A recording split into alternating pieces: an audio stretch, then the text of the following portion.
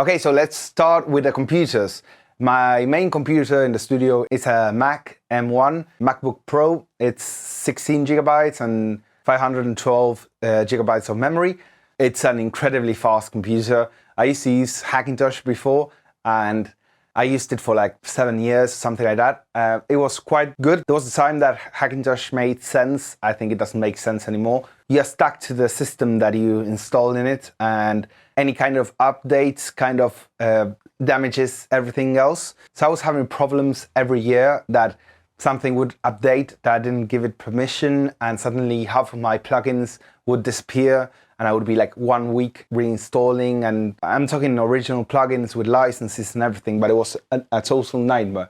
So last year I got the M1 and it works perfectly fine, especially for video. And when you're mixing like 100 tracks and with plugins on it, it works really, really well. So the other thing I want to recommend is that unfortunately the MacBook Pro only comes with 3 USB ports, and it's a USB-C or a Thunderbolt 4.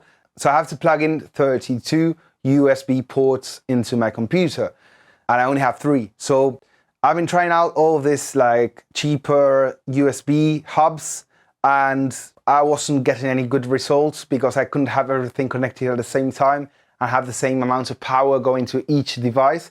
So what I ended up doing is investing a little bit more and buying one of those USB docks that you plug it into a power supply, 12 volts, and I can have 16 USB ports connected to only one of the computer. I received one last week. I already plugged it in and everything's working great. All my synths are appearing in the computer and it has enough power. Same for the audio interfaces. I'm still waiting for my next hub to arrive. So once I have that for my solid disks, everything is going to work much better. But I'm still happy. This is working really well.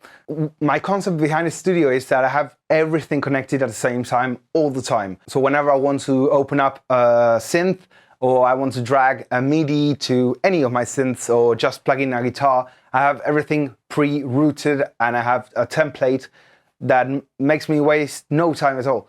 So I waste no time at all, because if I have to waste time plugging in instruments and dialing in the sounds, I'd rather open up a plugin. So my hybrid method is that even though it might take a little bit more time to use the hardware, I try to minimize that amount of time to the minimum and be efficient and have the best sound quality possible. So that will be really interesting once we get to the audio interface, because I'm going to explain how I have everything connected, which is going to be very useful.